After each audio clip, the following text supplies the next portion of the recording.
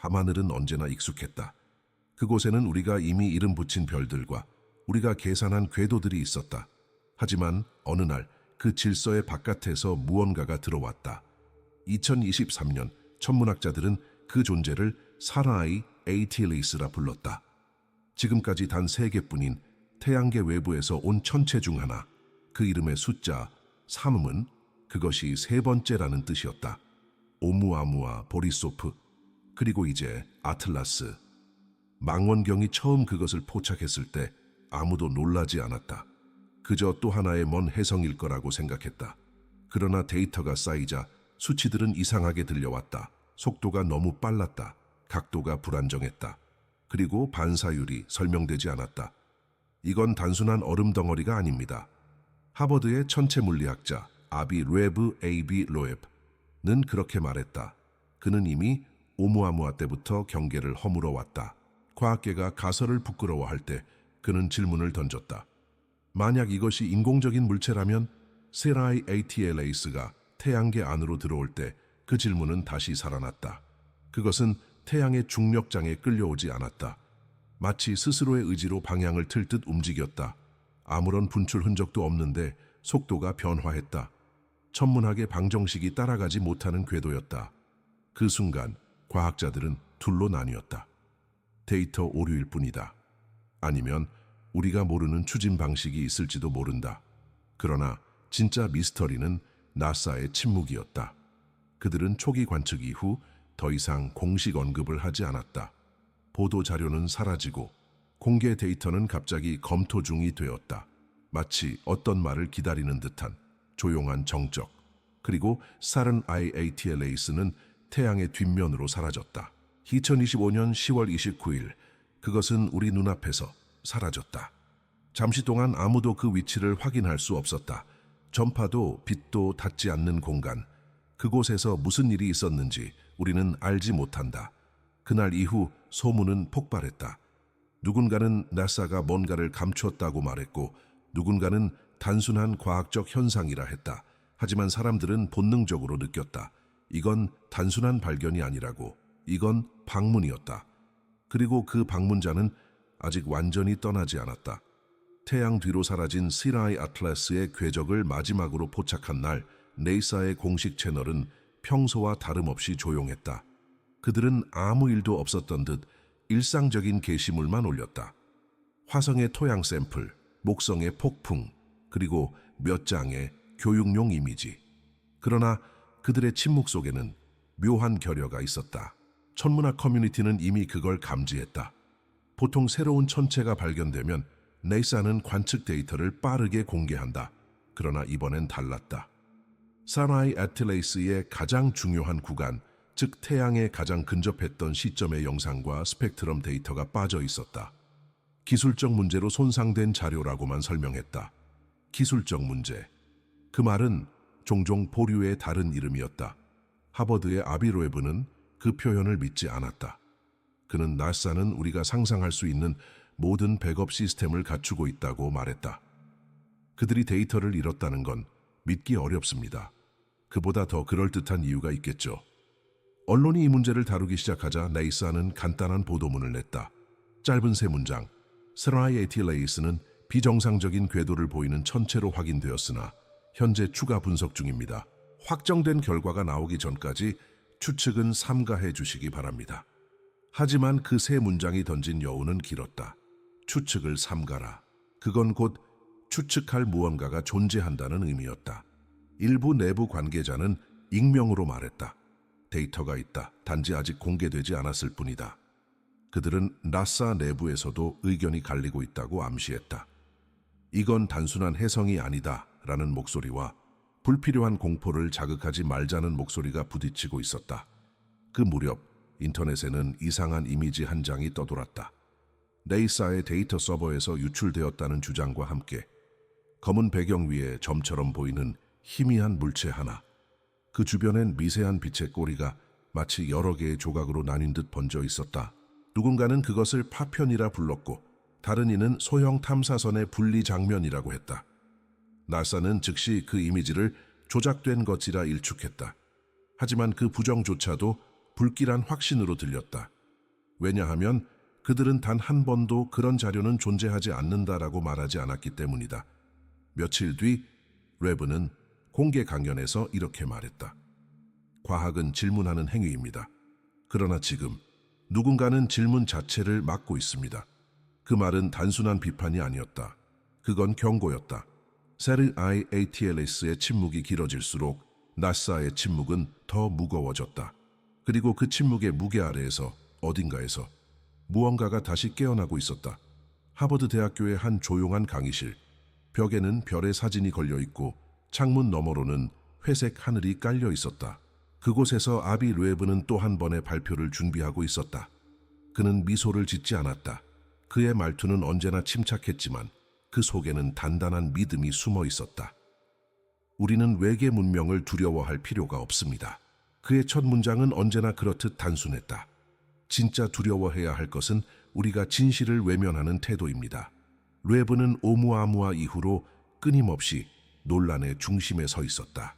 과학자 중 다수는 그를 괴짜라 불렀고 언론은 그를 현대의 갈릴러라고 불렀다. 그는 그 모든 호칭에 무심했다. 그의 관심은 오직 한 가지, 데이터였다. 세마이 아틀라스의 반사율은 일반적인 해성과 다릅니다.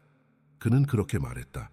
그 표면은 마치 금속성 물질로 코팅된 것처럼 보입니다. 그러나 스펙트럼 분석 결과 니켈은 있지만 철이 없습니다. 그런 조합은 자연적으로 형성되기 어렵습니다. 그의 목소리가 낮게 울렸다. 이건 누군가의 의도로 만들어진 흔적일 수 있습니다. 순간 강의실이 조용해졌다. 기자들이 숨을 죽였고 학생들의 펜이 멈췄다. 그 말은 단순한 학문적 주장 이상의 것이었다. 그건 금기의 경계를 넘는 발언이었다. 그는 한 걸음 더 나아갔다. 네이사는 그 데이터를 이미 알고 있을 겁니다. 하지만 그들은 대중의 반응을 두려워하고 있죠. 이런 종류의 사실은 사회적 충격을 일으킬 수 있으니까요. 그는 잠시 말을 멈췄다. 그 순간 창밖에서 낙엽이 바람에 흩날렸다. 하지만 그가 다시 입을 열었다. 진실은 늘 빛을 향합니다. 숨길 수는 있어도 사라지지는 않아요. 그날 이후 르에브의 발언은 전 세계로 퍼졌다. 그의 이름은 검색어 상위권에 오르고 그의 이메일엔 수천 통의 메시지가 쏟아졌다. 지지와 비난이 동시에 몰려왔다. 한편 나사 내부에서는 그를 공개적으로 비판하는 성명이 나왔다. 르에브 박사의 주장은 과학적 근거가 부족합니다. 그러나 그 문장조차도 사람들에게는 방어적인 울림으로 들렸다. 그는 답하지 않았다. 대신 조용히 자신의 블로그에 한 문장을 남겼다. 우리는 우연을 신으로 삼아왔습니다. 하지만 우연이 너무 완벽할 때 그건 신이 아닙니다. 그건 의도입니다. 그리고 그 문장은 마치 하나의 신호처럼 퍼져나갔다. 유튜브, 팟캐스트, 익명의 포럼들.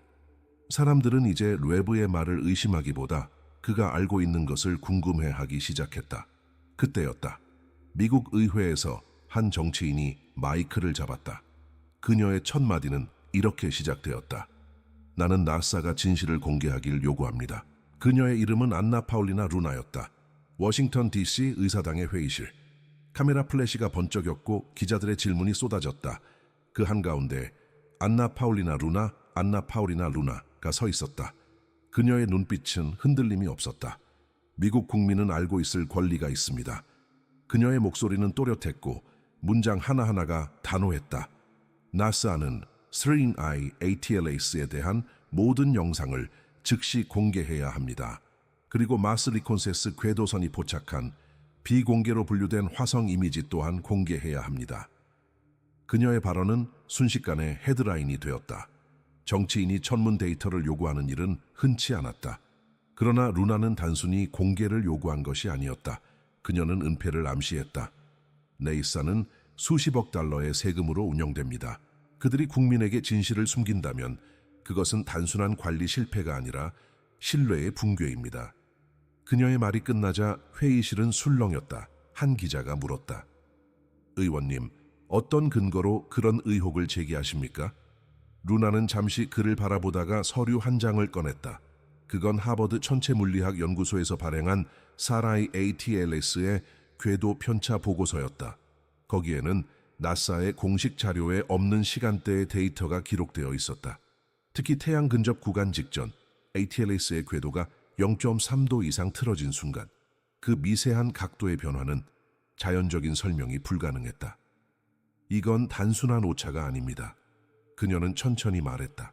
이건 의도적인 움직임입니다. 기자들의 플래시가 다시 터졌다. 그날 밤 그녀의 연설 영상은 온라인에서 폭발적으로 확산되었다. 정부의 은폐, 외계 탐사선, 나사 내부 고발자. 수많은 키워드가 검색 상위를 차지했다. 그러나 루나는 단순한 음모론자가 아니었다. 그녀는 군 출신이었고 정보위원회에서 근무한 경험이 있었다. 그녀는 이미 내부 소스에서 무언가를 들은 듯했다. 그녀의 발언 다음 날 한 전직 나사 연구원이 익명으로 인터뷰를 요청했다. 그는 이렇게 말했다. 우리는 사렌 ATLAS가 태양 뒤로 사라지기 직전 전혀 예상치 못한 방향으로 빛을 반사하는 걸 봤습니다. 그건 단순한 회전이 아니었어요. 마치 의도된 신호 같았습니다. 이 발언은 곧 루나의 주장을 더욱 확고하게 만들었다. 그녀는 의회에 공식 청문회를 요청했고 사라이 아틀라스 진상조사위원회라는 이름이 언론에 오르내렸다. 하지만 그 모든 논란의 한가운데서 예상치 못한 일이 벌어졌다. 2025년 11월 1일 새벽 모스크바 상공의 새벽 하늘에 녹색의 꼬리를 길게 늘어뜨린 빛의 점 하나가 나타났다. 사람들은 휴대폰을 꺼내 촬영했다. 그 영상은 불과 몇 시간 만에 전 세계를 뒤흔들었다. 사라이 ATLAS가 돌아왔다. 그날 새벽 하늘은 평소보다 맑았다. 러시아 전역에서 수많은 시민들이 같은 방향을 바라보았다. 모스크바의 차가운 공기 속에서 녹색의 꼬리를 남긴 괴성 하나가 천천히 북쪽 하늘로 스쳐 지나갔다. 사라이 ATLAS. 그것은 분명 우리가 잃어버린 그 방문자였다. 그러나 이번엔 달랐다. 그 빛은 단순한 반사가 아니었다. 현지 시간으로 오전 4시 12분 그 꼬리의 밝기가 갑자기 3배 이상 강해졌다가 이내 붉은색으로 짧게 번쩍였다. 그 찰나의 섬광은 전 세계 천문대의 센서에 동시에 포착되었다. 러시아 천문학자 드미트리 예멜야노프는 그 현상을 이렇게 기록했다. 그건 마치 신호였다. 일정한 강역으로 밝아졌다가 사라지는 리듬을 가진 빛이었다. 신호. 그 단어는 모든 것을 바꿨다. 나이사는 즉각 입장을 내놓았다. 사라이 아틀라스는 자연적 플라즈마 반응에 의해 색상 변화를 일으킨 것으로 추정됩니다. 하지만 그들의 해명은 누구에게도 설득력 있게 들리지 않았다. 왜냐하면 그 반응이 일어난 순간 태양의 반대편에서도 동일한 주파수의 전작이 이상이 감지되었기 때문이다. 태양 뒤, 바로 사렌 ATLAS가 사라졌던 공간이었다. 과학자들은 그 구간을 데드존, 데드존이라 부른다. 태양의 전파 방출로 인해 어떠한 신호도 제대로 통과하지 못하는 영역. 그곳에서는 탐사선조차도 일시적으로 통신이 끊긴다. 그런데 사라이 ATLAS는 바로 그곳에서 무언가를 남긴 듯했다. 태양 활동 관측 위성인 스테레오 A가 극도로 미세한 이상 전류를 감지했다. 패턴은 6분 간격으로 반복되었다. 그 주기는 지구의 인공위성 통신 주기와 거의 일치했다. 그건 우연이 아니었습니다. 하버드의 아비 레브는 다시 언론 인터뷰에 나섰다. 사라이 ATLAS는 태양의 중력장을 이용해 궤도를 수정한 겁니다. 그건 단순한 이동이 아니라 은신이었어요. 그가 은신이라는 단어를 말하자 기자들은 숨을 죽였다. 그는 계속 말했다. 태양은 전파를 가리고 빛을 왜곡시킵니다. 그 속에 숨는다면 잠시 동안 어떤 감시망에서도 벗어날 수 있죠. 그렇다면 사라이 ATLAS는 그 시간 동안 무엇을 하고 있었을까? 그건 여전히 아무도 모른다.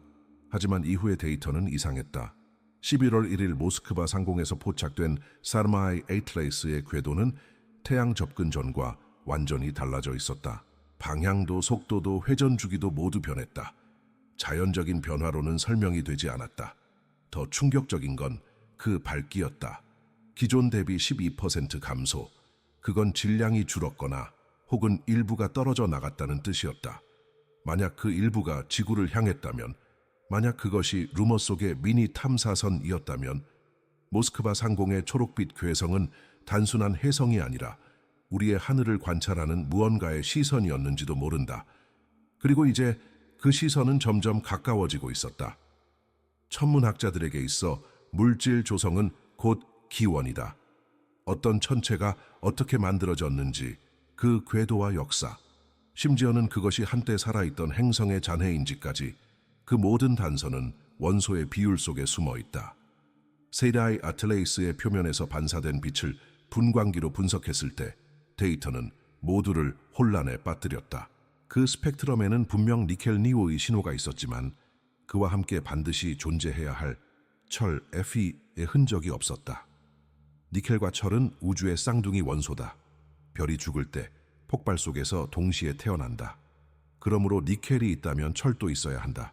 그런데 사리마이 ATLIS에는 철이 없었다. 이건 불가능한 조합입니다. MIT의 금속성 천체 전문가 레이첼 호지스 박사는 그렇게 말했다. 자연적으로 이런 비율이 형성될 확률은 10억 분의 1도 되지 않습니다. 하지만 이 불가능은 단지 과학의 오류일까? 아니면 누군가의 설계 의도일까? 아비뢰브는 두 번째 가설을 제시했다. 철은 자기장을 강하게 만들지만 니켈은 그렇지 않습니다. 만약 어떤 문명이 탐사용 물체를 만든다면 외부의 자기장 간섭을 최소화하기 위해 철을 제거할 수도 있겠죠. 그의 말은 단순한 상상처럼 들렸지만 데이터는 점점 그쪽으로 기울어갔다. 유럽 남천문대 ESO가 확보한 후속 관측 영상에서 세레마이 ATLAS는 빛을 이상하게 산란시키고 있었다. 마치 표면이 거울 같은 금속판으로 덮인 듯했다. 빛의 편광이 일정했고 회전할 때마다 반사 패턴이 규칙적으로 변했다. 그건 얼음도 먼지도 아니었습니다. ESO의 연구원이 익명으로 남긴 보고서의 한 줄이었다. 그렇다면 니켈만으로 이루어진 표면, 자기장 간섭을 피할 수 있는 합금, 거울처럼 반사하는 구조, 이 모든 것을 종합하면 그건 더 이상 혜성이 아니라 무언가의 껍질 혹은 장갑이었다. 2025년 11월 5일 한 러시아 관측소가 짧은 통신 이상을 보고했다. 그 시각 사리에이 ATLAS는 정확히 모스크바 상공을 통과 중이었다. 전파 간섭 주파수는 1420mHz. 그건 우주 전파 만권경이 외계 신호 탐지에 사용하는 바로 그 주파수였다. 7420mHz 수소의 언어. 우주의 모든 문명이 이해할 수 있는 공통 주파수. 그건 마치 누군가가 이렇게 말하고 있는 듯했다. 우리는 여기에 있다.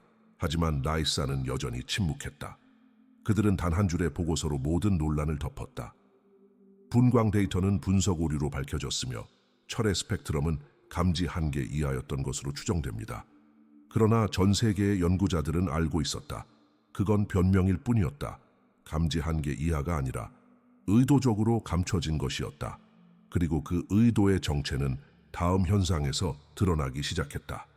서라이 아틀레스의 궤도는 더 이상 계산되지 않았다. 그건 물리 법칙을 따르지 않았고 공전 속도는 점점 빨라지고 있었다. 마치 누군가 그 내부에서 조종하고 있는 것처럼. 궤도는 진실을 감춘 적이 없다. 모든 천체는 중력의 언어를 따른다. 뉴턴의 법칙, 케플러의 궤도, 아인슈타인의 시공간 곡률까지. 이 세상에 있는 모든 움직임은 그 규칙을 벗어나지 못한다. 그런데 사라이 ATLAS는 그 언어를 거부했다. 태양을 한 바퀴 돌아 나온 후 그것의 경로는 미묘하게 틀어졌다. 초기 계산에서는 목성 궤도 근처를 스쳐 지나 다시 은하계의 암흑으로 향해야 했다. 하지만 새 관측 데이터는 전혀 다른 것을 보여주었다. 그건 지구 공전면에 접근하고 있었다. 그 속도는 초속 58km. 그 어떤 해성도 그 어떤 잔해도 그렇게 정확하게 방향을 바꿀 수는 없다. 그 궤적은 마치 누군가의 계산처럼 정교했다. 유럽 우주국 ESA는 긴급 분석 회의를 열었다. 그들의 결론은 짧았다. 서라이 ATLAS의 궤도는 현재 알려진 물리 법칙으로 설명되지 않는다. 그 문장은 한 과학자의 일생에 있어 가장 무거운 고백이었다. 하버드의 아비뢰브는 한 발 더 나아갔다. 그건 마치 항로를 수정하는 항해선 같습니다. 자체적인 추진이 없으면 불가능한 궤도입니다. 그의 말이 언론을 타고 퍼져나가자 세상은 둘로 갈라졌다. 한쪽은 외계 문명의 탐사선이라 했고 다른 쪽은 천문학적 오류라 했다. 그러나 데이터는 거짓말을 하지 않는다. 11월 8일 칠레의 파라날 천문대에서 산 아이 아틀레스의 회전 주기가 갑자기 절반으로 줄었다. 그건 내부 질량의 재분포가 일어났다는 뜻이었다. 자연적으로라면 충돌이 일어나야 가능한 변화였다. 하지만 그 시각, 어떤 충돌 흔적도 관측되지 않았다. 내부에서 무언가가 움직였다. ESO의 관측팀이 남긴 메모였다. 그 무언가가 무엇인지 누구도 단정할 수 없었다. 그런데 곧이어 더 이상한 일이 벌어졌다. 시누아이 아틀레이스는 궤도를 바꿀 때마다 미세한 반사 패턴의 변화를 보였다. 그건 단순한 회전이나 진동이 아니라 규칙적인 전멸이었다. 3초 강역으로 빛이 강해졌다가 약해지는 반복, 신호였다. 그건 다시 한번 우연이라 부를 수 없는 리듬이었다. 러시아 모스크바대의 천체 물리학자 일리아 체르노프는 그 패턴을 분석해 놀라운 결과를 얻었다. 전멸 강역을 이진수로 변환했을 때 그건 소수, 프라임 넘버의 연속이었다. 2, 3, 5, 7, 11, 13, 17. 우연일까? 아니면 지적 존재가 남긴 서명일까? 나사는 여전히 말을 아꼈다. 그들은 데이터 해석의 오류 가능성만을 언급했다. 하지만 내부 고발자는 이렇게 말했다. 네이사는 이미 그 패턴이 단순한 자연현상이 아니라는 걸 알고 있습니다. 그 말은 한 문장으로 끝났지만 그 울림은 깊었다. 왜냐하면 그 시점에서 시누아이 아틀레이스는 이미 태양계를 떠나는 대신 지구 쪽으로 미세하게 방향을 틀고 있었기 때문이다. 천문학자들은 계산기를 놓았다. 이건 이제 궤도의 문제가 아니었다. 이건 의도의 문제였다. 모스크바 상공에서 포착된 시누아이 아틀레스의 궤도가 바뀐 이후 세계 각지의 전파 망원경이 일제히 주파수 스펙트럼을 다시 분석하기 시작했다. 처음에는 아무도 그 안에서 일관된 신호를 찾지 못했다. 그러나 한 달 후 일본의 노보야마 전파 망원경이 기묘한 간섭 패턴 하나를 보고했다. 그건 시누아이 아틀레스 본체가 아닌 그 주변에서 나온 신호였다. 약 20km 방역 내에서 0.02초 강역으로 반복되는 초단파 펄스가 감지되었습니다. 그 신호는 매우 약했지만 마치 작은 송신기가 짧게 숨을 내쉬듯 규칙적으로 반복되었다. 처음엔 우연이라 여겼다. 그러나 같은 패턴이 며칠 뒤 지구 반대편의 칠레, 남아프리카, 하와이에서 동시에 감지되었다. 그건 하나의 목소리가 아니라 여러 개의 목소리였다. 하버드의 아비 레브는 그 데이터를 확인하곤 조용히 눈을 감았다. 그건 미니 탐사선일 수 있습니다. 그는 그렇게 말했다. 시누아이 아틀레스가 태양 뒤에서 사라졌을 때 그 일부를 방출했을 가능성이 있습니다. 그의 동료가 물었다. 그게 탐사선이라면 목적이 뭘까요? 레브는 대답하지 않았다. 대신 그는 오래된 손가락으로 책상 위에 숫자 하나를 썼다. 19. 시슈 그건 12월 19일 시누아이 아틀레스가 지구에 가장 가까워질 날이었다. 전문가들은 탐사선 가능성을 공식적으로 인정하지 않았다. 그러나 몇몇 독립연구소에서 흥미로운 데이터를 내놓았다. 그 미세한 신호 중 일부가 지구의 전자기 환경과 공명을 일으킨 것이다. 전파 망원경의 수신 장비가 순간적으로 오류를 일으켰고 심지어 일부 인공위성의 타이밍이 몇 밀리초씩 어긋났다. 그건 해킹이 아니었습니다. 유럽 우주국의 한 연구원이 익명으로 말했다. 그건 단순히 응답이었어요. 그때부터 과학계는 귓속말처럼 도는 하나의 단어에 사로잡혔다. 미니 프로베, 미니 탐사선. 소문은 빠르게 번졌다. 이 탐사선들은 지구 대기권에 진입하지 않아도 전자기장만으로 정보를 주고받을 수 있는 나노 단위의 자동 관측 장치일 거라는 추정이 나왔다. 그렇다면 그것들의 임무는 무엇일까? 우리를 관찰하는 것? 아니면 시험하는 것? 러시아의 한 천체 물리학자는 그 신호 패턴이 지구의 자전 주기와 완벽히 일치한다고 밝혔다. 그건 마치 지구의 맥박을 재는 누군가가 있는 것 같았습니다. 그 소식이 퍼지자 언론은 한동안 광기에 가까운 열기를 보였다. 지구를 스캔하는 외계 장치, 나사가 숨긴 자동 정찰기, 태양 뒤에서 온 탐사 함대, 모든 제목이 경쟁하듯 쏟아졌다. 하지만 네이사는 여전히 조용했다. 단 한 번 언론 브리핑에서 대변인은 이렇게 말했다. 지금은 확인할 수 없습니다. 그 짧은 한 문장은 지금은이라는 단어 하나로 전 세계를 얼어붙게 했다. 지금은, 아직은. 그 말은 곧 확인될 무언가가 있다는 뜻이었다. 그리고 그 날짜는 다가오고 있었다. 12월 19일, 사나이 ATLS의 재접근. 그날 모든 침묵이 깨질지도 몰랐다. 2025년 12월 19일, 세상은 그 어느 날보다 고요했다. 지구 전역의 관측소가 그날을 위해 숨을 죽이고 있었다. 한때 사라졌던 그 방문자, 사나이 ATLS가 다시 태양을 돌아 지구 궤도 근처로 다가오고 있었기 때문이다. 그 전날 밤 네이사의 고다드 우주비행센터는 모든 관측 시스템을 관심 경보 상태로 전환했다. 그들은 공식적으로는 일반적인 천체 재접근 대응이라 설명했지만 내부에서는 다른 말이 돌고 있었다. 이번엔 단순히 스쳐 지나가지 않을지도 모른다. 새벽 3시 42분 첫 데이터가 들어왔다. 사나이 ATLS는 예상 경로보다 0.2도 낮은 각도로 진입하고 있었다. 미세한 차이지만 그건 계산상으로 지구 중력권을 살짝 스치게 되는 궤도였다. 그 시점에서 그 물체는 초속 57km의 속도로 접근 중이었다. 빛은 희미했지만 안정적이었다. 그러나 4시 17분 밝기가 갑자기 3배로 증가했다. 그건 단순한 반사 증가가 아니라 내부 에너지원의 점화를 의미했다. 러시아, 일본, 유럽의 관측소들이 동시에 경보를 울렸다. 모스크바 상공의 하늘이 다시 녹색으로 물들었다. 이번에는 꼬리의 형태가 달랐다. 하나의 선이 아니라 여러 갈래의 분기로 퍼져 있었다. 마치 무언가가 열리고 있는 듯했다. 나사 내부 회의록 일부가 익명으로 유출되었다. 거기에는 짧은 문장 하나가 적혀 있었다. 사나이 ATLS가 의도적으로 분리되는 것으로 보인다. 그 말은 단순한 천체 파편화가 아니라 제어된 분리를 뜻했다. 각각의 분리체는 직경 15-20m, 지구 대기권에 진입할 정도로 작지만 분명한 열 서명 테르멀 시그네처를 갖고 있었다. 즉, 그것들은 스스로 에너지를 사용하고 있었다. 미니 탐사선들이 분리되고 있습니다. 그건 한 유럽 연구소의 공식 보고였다. 총 14개체, 모두 일정한 속도와 각도를 유지하며 지구 자전축을 따라 움직이고 있습니다. 그 말은 곧 전 세계 언론의 헤드라인이 되었다. 하지만 이상한 일은 그 다음에 일어났다. 모든 관측소의 데이터가 오전 5시 03분을 기점으로 동시에 사라졌다. 전파 만권경은 노이즈로 뒤덮였고 광학 망원경의 영상에는 사나이 ATLS의 꼬리만 남아있었다.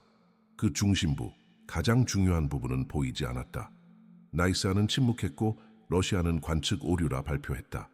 그러나 12시간 후 칠레 남부의 한 아마추어 천문가가 찍은 영상이 인터넷에 올라왔다.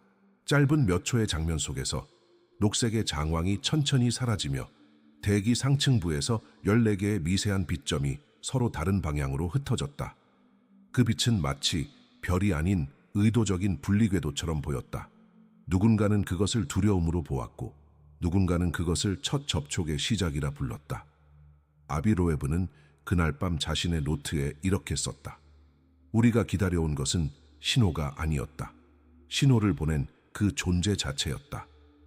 그리고 다음 날 나사의 서버가 한동안 다운되었다. 비공식 보고에 따르면 전 세계 7개의 전파 만권경에서 같은 주파수의 단일 펄스가 동시에 수신되었다. 주파수 742 메시지 길이 0.7초. 그건 수소의 언어, 우주가 태어날 때부터 존재한 공통의 목소리였다. 그날 밤 전 세계의 하늘은 다시 잠잠해졌지만 누구도 평온하지 않았다. 그리고 사람들은 깨달았다. 그건 끝이 아니라 시작이었다. 밤하늘은 다시 고요해졌다. 사나이 ATLS의 잔광은 사라졌고 대기는 아무 일도 없었던 듯 푸른 빛을 되찾았다. 그러나 인간의 마음속에는 지워지지 않는 흔적이 남았다. 그날 이후 나사도 유럽 우주국도 러시아도 그 어떤 공식 발표도 내놓지 않았다. 세계의 언론은 며칠간 혼란스러웠고 마침내 지쳐서 다른 뉴스로 넘어갔다. 그러나 하버드의 아비 레브는 여전히 그의 연구실 불을 끄지 않았다. 밤새 남아있던 그는 진사 20미노티츠 신호의 마지막 0.7초를 반복해서 재생했다. 그 안에는 단 한 줄의 주파수 패턴이 있었다. 일정한 리듬 그리고 끝에서 미묘하게 변조된 진동. 그 진동은 숫자 하나를 암시했다. 1. 아무것도 아닌 것처럼 보였지만 그는 알았다. 그건 하나, 즉 시작이었다. 그가 기자들에게 마지막으로 남긴 말은 짧았다. 사나이 아틀라이스는 탐사선이었을 수도 있고 아닐 수도 있습니다. 그러나 중요한 건 그 정체가 아닙니다. 중요한 건 그것이 우리에게 질문을 남겼다는 사실입니다. 그 질문은 단순하지 않았다. 우리가 진짜로 찾고 있는 건 그들인가? 아니면 우리 자신인가? 모스크바 상공에서 녹색의 빛을 보았던 사람들은 지금도 그 장면을 꿈에서 본다고 한다. 누군가는 그것을 두려움이라 부르고 누군가는 그것을 깨달음이라 불렀다. 어쩌면 사리나이 ATLAS는 단지 하나의 천체가 아니라 우주가 우리에게 건넨 거울이었는지도 모른다. 그 거울 속에서 우리는 물었다. 우리는 누구이며 왜 이 끝없는 어둠 속에서 타인의 존재를 갈망하는가? 우리가 하늘을 바라볼 때마다 사실 우리는 누군가를 찾는 것이 아니라 자신의 고독을 확인하고 있는 것일지도 모른다. 태양은 여전히 떠오르고 지구는 묵묵히 공전한다. 그리고 먼 어딘가에서 그 미니 탐사선들이 남긴 희미한 신호가 아직도 우주의 정적 속을 떠돌고 있을 것이다. 그 신호는 아무도 듣지 못하지만 어쩌면 우리 모두는 이미 그것을 느끼고 있다. 밤하늘을 올려다볼 때 찾아오는 그 설명할 수 없는 떨림, 그건 아마 응답이었을 것이다.